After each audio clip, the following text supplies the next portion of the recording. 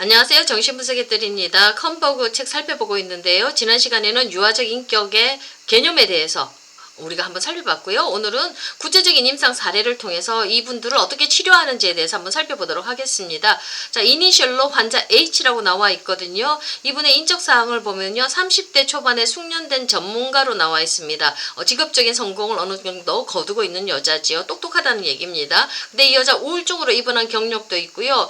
보통의 체격인데 그냥 스스로를 비만이라고 생각을 하고 있습니다. 자기 자신에 대한 이미지가 안 좋다는 얘기거든요. 그리고 또 남자들과의 관계가 불만족스럽습니다. 그리고 교제가 불가능한 남자에게만 흥미를 보입니다. 유부남이라든지 나쁜 남자들에게만 흥미를 보이고 있다는 얘기죠. 그러니까 남자들과의 관계가 좋지 않다는 얘기고요. 요거는 오이디푸스적인 문제가 조금 있다는 얘기거든요. 그 다음에 약물남용 문제도 있고요. 고속도로나 다리 위를 운전하는 것에 대해서 공포증을 가지고 있습니다. 요것도 왜 그런지 나중에 분석하면서 나옵니다. 그리고 이 여자 일을 하는데 아주 특징적인 특징을 보이는 게 있습니다. 자신의 실험 결과를 고의적으로 날조해서 상사에게 보고를 합니다. 아주 큰일 날 일이지요. 뽀젓이 알면서도 자기 결과를 갖다 날조해서 상사한테 보고한 다음에 자기 결과가 오류다, 잘못됐다 이러면서 밤을 새워서 또다시 실험들을 해가지고 결과를 수정해서 올립니다. 자, 이렇게 되면서 이제 실적은 급속도로 저하되는 거거든요. 그러니까 상사한테 인정받지 못하게 되고 상사도 이렇게 자꾸 반복되게 되면 이 여자를 당연히 인정할 수가 없지요. 전문성을 의심할 수밖에 없지요. 뭔가 자기 자신을 망치는 파괴적인 구조로 가지고 가는 피학적인 구조가 있다는 것을 우리가 알 수가 있습니다. 그리고 또 반사회적인 성향이 있나 이렇게 살펴봤더니 그런 건 없고요. 초자아는 정상입니다. 그리고 또 이 여자 가장 가까운 친구들과 친척들 그리고 자신에 대해서 얘기할 때 뭔가 모순적이고 혼란스러운 서술을 하고 있습니다. 그 여자 지성에 비해서 이렇게 묘사하는 게 지금 떨어지거든요. 혼란스럽게 묘사를 합니다. 뭔가 정체성 혼동의 문제를 가지고 있다는 걸 알 수 있고요. 또 분석을 해보니까 원시적인 방어 기제를 쓰고 있습니다. 분열이라든지 해리라든지 투사라는 방어 기제를 쓴다는 얘기거든요. 그리고 혼란스러운 성적 관계를 맺고 있고요. 다중적인 신경증 증세도 있는 전형적인 경계선 인격 구조를 가지고 있다는 것을 분석해냈습니다. 그리고 그 위에 피학적 특징을 지닌 유아적 인격으로 이렇게 진단을 했습니다. 자기 자신을 파괴적인 것들로 갈 수 있는 그런 피학 구조를 가지고 있는 유아적 인격 막 그러면서 다른 사람한테 매달리는 그런 인격 구조를 가지고 있거든요. 근데 이 여자 그렇지만 깊이 있는 대상관계는 맺을 수도 있고요. 또 자아 강도도 이렇게 약하지가 않아서 이제 분석을 시작을 했습니다. 자, 분석을 하면서 보니까 대상관계에 문제가 있었어요. 이 여자. 자, 부모와 두 자매를 현실적으로 묘사하는데 큰 어려움을 겪는데 특히 아버지입니다. 이 아버지는요, 묘사할 때 멀리 있고 다가갈 수 없고 차갑고 철수되어 있다고 묘사를 합니다. 그러면서도 자신에게는 따뜻하고 관심을 가져주는 사람으로 묘사를 합니다. 뭔가 모순적이라는 얘기죠. 그리고 중요한 얘기를 합니다. 분석가가 가만히 보니까 아버지가 굉장히 유혹적이라는 것을 알았거든요. 노골적으로 유혹적이었는데 이 여자는 자신이 아버지에게 유혹적이었는지 아버지가 유혹적이었는지 분명하지 않다고 보고를 합니다. 자, 오이디푸스기에 아버지와의 관계에 뭔가 문제가 있었어요. 오이디푸스기는 이제 그 성적 정체감을 조금씩 갖기 시작하고 아버지에게 이성 부모에게 뭔가 친밀함을 보이고 사랑을 받고 싶은 인정을 받고 싶은 그 소망을 표현하는데 아버지가 이걸 적절하게 담아내 주지를 못했어요. 이 아이가 표현하는 것들에 대해서 조금 위험하게 반응을 했어요. 그러니까 이때는 7세 정도 되지 않습니까? 이때는 남자하고 엄마 관계라든지 딸하고 아버지와의 관계, 이성관계잖아요. 너무 가깝게 스킨십 해도 문제가 되는 거거든요. 이 오이디푸스를 건널 때 조금 이런 유혹적이라는 뉘앙스가 들어오기 때문에 성적인 뉘앙스가 들어오기 때문에 정말 가깝게 이렇게 친밀하게 스킨십하는 거 조금은 거리를 둬야 되거든요. 그런 문제가 있는데 이 아이가 자기의 그 친밀함을 표현하는 사랑을 우리 아버지가 제대로 담아내주지 않고 유혹적으로 반응을 했으니까 이 아이는 거기에서 친밀함을 반응에 정상적인 기대했던 것들 사랑이 오는 게 아니라 유혹적으로 느꼈기 때문에 뭔가 죄책감이라는 것을 가집니다. 이 아이 무의식 속에 죄책감을 가지기 시작하며 죄책감이라는 게 참 이 위험한 정서거든요. 요거는 죄책감이 내 무의식에 있으면 반드시 무의식 안에서 나를 처벌하려는 역동으로 나옵니다. 피학적인 구조로 가게 만들어 버리거든요. 그래서 이 여자의 남자하고의 관계가 불편하지요. 친밀함을 보일 때는 이 죄책감의 문제 그런 것들이 공포가 확 올라오니까 제대로 관계를 맺을 수가 없는 거지요. 이런 것들을 문제가 노정이 되어졌고요. 그 다음에 어머니를 이렇게 얘기를 하는데 분석기간, 장기간의 분석기간 동안에도 뭔가 신비스러운 존재로 남아있고 어머니를 제대로 묘사해내지를 못합니다. 억압되어져 있다는 얘기죠. 엄마의 이미지가 분명하게 드러나진 않습니다. 그에 반해서 어떤 나이든 친척 아주머니는 아주 좋게 묘사를 합니다. 그 분석 초기부터 뚜렷하게 부각을 하거든요. 따뜻하고 이해심이 많으며 무엇이든지 해주는 좋은 사람으로 묘사를 합니다. 좋은 엄마지요. 그러니까 여자 엄마에 대한 이미지가 나쁜 이미지는 지금 무의식 깊은 곳에 억압되어져 있어서 분석 시간에 안 올라오고요. 대신에 좋은 엄마의 이미지는 분열이 되어져서 친척 아주머니라는 존재로 이렇게 올라오기 시작을 합니다. 근데 문제는 무의식 깊은 곳에 억압되어져 있는 이 나쁜 엄마의 이미지요. 요게 이 여자의 인격 속에서 들어가 있으면 제대로 성장이 안 되어졌기 때문에 요게 문제를 일으키는 거거든요. 요게 나중에 이제 분석 시간에 다 나오기 시작합니다. 자, 이 여자 어떻게 치료해 나갔는지 그 분석하고 치료하는 과정을 다시 한 번 더 살펴보면요. 자, 먼저 오이디푸스 갈등 문제가 먼저 올라오기 시작합니다. 항상 표피적인 게 먼저 올라오고요. 무의식 속에 있는 깊은 것들은 나중에 치료 한창 진행된 다음에 그게 올라오지요. 자, 이 여자 분석하고 라포가 잘 형성이 된 다음에는 자, 무의식에 그나마도 조금 더 표피적인 거, 아주 표피적인 건 아닙니다. 오이디푸스 갈등이 먼저 올라오기 시작합니다. 아버지와의 관계 속에 문제가 있었다고 얘기했지요. 자, 친밀함에 대한 욕구가 공포하고 유혹적이니까 그 유혹적인 아버지 앞에서 이 여자가 공포를 느끼고 죄책감을 느끼지 않습니까? 요게 이제 분석가를 통해서 나오는 겁니다. 투사되어서 나오거든요. 이제 이 여자는 분석가가 그 여자 자기 자신을 유혹할 거라는 거, 그 공포와 소망을 드러냅니다. 본인 안에 있는 거지요.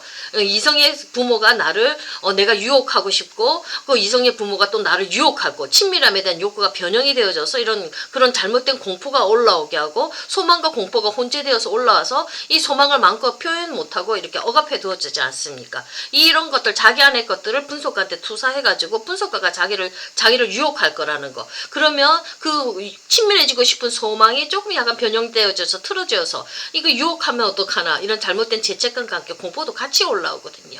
자, 이렇게 힘듭니다. 자, 이러면 유혹에 대한 죄책감을 드러냈는데 이게 어떻습니까?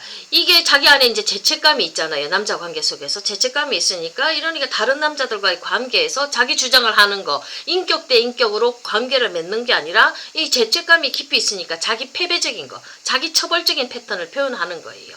이게 바로 이 여자 자체가 지금 어떻습니까? 피학적인 특징을 보인다는 거지요. 그 남자들 앞에서 자기 처벌적인 위치, 자기 패배적인 열등한 위치로 가서 그 남자하고 관계를 맺으면서 그 남자한테 매달린다는 거지요. 자, 이거는 긍정적인 오이디푸스 갈망을 잘 수용해주지 못한 아버지 때문에 이게 그대로 그 여자 무의식 구조 속에 있기 때문에 이런 갈등 패턴이 커서도 나오는 거거든요. 자, 이 여자 이제 죄책감이 형성되어져서 이 무의식적인 죄책감이 무의식 안에서 해리되거나 분열되어져 있죠. 그래서 남자들과의 관계, 이 죄책감 때문에 자꾸 잘못된 관계를 이렇게 행동화되면서 이렇게 피학적인 구조로 자기 패배적인 패턴으로 막 나오기 시작하는 겁니다. 자, 이래서 오이디푸스적인 갈등은 분석 상황에서 성적 유혹에 대한 갈등과 거절당하는 것에 대한 공포로 이 여자가 표현하고 요걸 이제 분석가가 컴버그가 잘 담아줘서 많이 해소가 되어졌습니다. 자, 요게 해소가 되어지고 나니까 이다음부터 또 전이 속에서 뭐가 올라오냐면 전 오이디푸스적인 갈등, 이제 아주 중요한 엄마와의 대상관계의 갈등이 이 여자 속에서 이제 깊은 게 올라오기 시작을 합니다. 자, 근데 이게 한참 치료해 가는 과정에서 오이디푸스 갈등과 전 오이디푸스 갈등이 계속 왔다 갔다 하거든요. 그래서 분석가가 굉장히 힘들었어요. 힘들었지만 요걸 잘 담아주고 견뎌내어줘서 결국은 치료는 성공을 했지만, 자, 이 전 오이디푸스 갈등을 한번 볼까요? 자, 이 여자 이제 한 오이디푸스 갈등 해결하고 나니까 이 여자 직장 동료들과의 관계 속에서 문제가 생겼어요. 이걸 이제 보고를 합니다. 이제 X라는 여자를 이니셜로 통해서 표현을 하거든요. 이제 같은 동성 여자예요. 이 직장 동료 X가 매력적이지만 뭔가 잠재적으로 이 여자한테는 위험한 경쟁자입니다. 근데 이 여자를 이 H라는 여자가 어떻게 보냐면 이 여자한테 동료한테 강한 동성애적인 감정을 느끼고, 그리고 X가 더 높은 직급을 차지하기 위해서 자신의 아이디어를 훔치려고 한다는 거, 훔쳐간다는 공포도 같습니다. 그러니까 이 직장 동료에게 그 여자한테, 그 강한 여자한테 동성애적인 그런 감정도 느끼지만 저 여자가 나의 아이디어를 이렇게 뺏어갈 거라는 거, 나를 망칠 거라는 그런 공포도 이 여자가 같이 가집니다. 이 현실 속에서. 근데 이게 환상인지 현실인지 이게 구별이 잘 못해요, 이 여자가. 자, 이거 이제 점점 이제 깊은 곳으로 분석이 들어갑니다. 자, 이 X 직장 동료에 대한 이 H의 공포는 편집적인 측면을 막 갖고 있는 거예요. 의심하지요. 자, H는 비범한 힘을 가진 그 무서운 마녀, 그 직장 상사를 마녀로 표현하거든요. 비범한 힘을 가지고 있으면서 무서운 마녀가 자신의 업무를 망치고 자신을 파괴한다고 묘사를 합니다. 자, 이게 이렇게 막 보고를 하니까 이제 분석가가 이게 환상인지 현실인지 이게 구별을 해야 되지 않습니까? 이게 어디까지고 환상이고 어디까지 현실인지 이걸 분석하려고 하니까 이 여자가 분석가도 의심하는 거예요. 분석가하고 그 여자가 한패가 돼서 자신을 공격한다고 막 의심합니다. 이거 편집증적인 것들이 막 올라오기 시작하거든요. 자, 이런 그 속에서 막 이제 깊은 분석이 들어가면서 이제 컴버그가 이게 전이에서 발달한 내용을 가지고요. 이걸 환자의 과거 부모와의 대상관계하고 연결해 보려고 더 깊은 분석을 해보려고 하는데 이게 자꾸 실패하는 거예요. 안 되는 거예요. 자꾸 뭐가 안 돼요. 혼란만 더 가중되고 분석 시간이 힘들기만 한 거예요.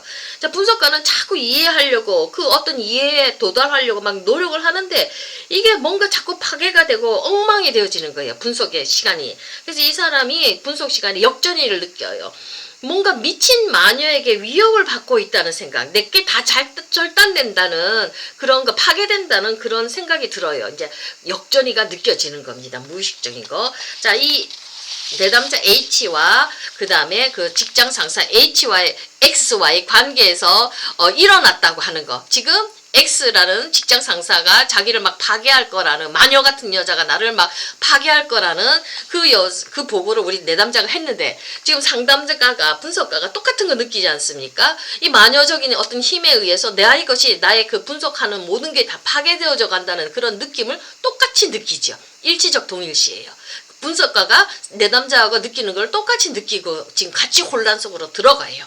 이 분석가도 그냥 이 영민한 분석가도 환상과 현실을 구별하는 능력을 상실해져 버렸어요. 막 깊은 역동 속으로 들어가는 거거든요. 자, 전이에서 요때 정말 힘들거든요. 이런 것들이 막 올라오면 우리 분석가들 정말 무기력함 속으로 들어가서 정말 많이 힘들거든요. 근데 이걸 내담자하고 똑같은 거를 느끼면서 고통스러워하면 그게 바로 진짜 깊은 공감이 이루어지는 거거든요. 우리 내담자가 무엇을 무서워하고 무엇을 고통스러워하는지 지금 전이 속에서 엄청나게 깊이 퇴행이 되어졌잖아요. 엄마와의 관계 속으로 깊이 퇴행이 되어졌는데 요때 막 혼란스러울 때 우리 분석가가 잘 견뎌지면 이제 우리 여기서 치료가 막 이루어지는 거거든요. 자, 이러면서 이제 혼란 속에서 같이 힘들어하다가 마녀한테 공격당한다는 느낌을 우리 분석가도 가졌지요. 근데 전이는 이제 계속 올라옵니다. 그러면서 이제 분석가가 딱 통찰을 하는 거예요. 이 여자 내담자가 X가 한 행동이 진실인지 환상인지 현실인지 구별을 하는 거, 이게 중요한 게 아니다. 이 X의 행동이 진실이건 아니건 그게 중요한 게 아니라 이 H 내담자는 X 직장 상사 이 여자를 미친 마녀로 구성된, 미친 마녀로 본다는 거, 느낀다는 거, 이게 더 중요하다는 거예요. 그건 뭐냐면 이 X에게 미친 마녀로 구성된 내적 현실, 나의 내적 현실을 그 직장 상사한테 투사한 거예요. 요게 더 중요하다고 얘기를 합니다. 그러니까 그 내적 마녀는요, 자기 그 내담자 안에 있는 거죠. 이 내적 마녀는요, H의 생각을 막 훔치고 일과 장래를 망치려고 했던 무시무시한 마녀지요. H 본인이 느꼈던 강렬한 그런 동경, 그 힘을 동경도 하면서 성적 매력으로 인해서 성적 매력도 느꼈지요. 엄마하고 친밀을 하면 얼마나 우리가 원합니까? 아주 매력적인 거잖아요. 성적 매력으로 인해서 이 더욱 강한 힘을 갖게 되었는데, 자, 이 여자는 X라는 여자는 굉장히 매력적인 여자고 힘을 가진 여자예요. 마녀적인 힘을 가지고 있는 매력적인 여자예요. 그 마녀가 실험실에서 H가 일궈낸 창조적 연구 결과를 망치게 하는 거죠. 너무나도 이건 뭐냐면 너무나도 힘이 있고 매력 있는 좋은 엄마는 좋은 젖가슴을 가졌잖아요. 풍성한 것을 공급해 줄 수 있잖아요. 근데 그 엄마가 위험한 거예요. 나를 망칠 수도 있다는 그런 분열된 생각을 이 여자는 또 가지고 있는 겁니다. 무의식 속에 이루어지는 환상이거든요. 자, 이런 해석이 이제 주어지자 이제 네가 왜 그러는지에 대해서 이 여자의 가지고 있는 내적 현실에 대해서 무시무시한 공포, 나쁜 엄마 환상을 가지고 있는 것에 대해서 이제 해석을 해줬어요. 그랬더니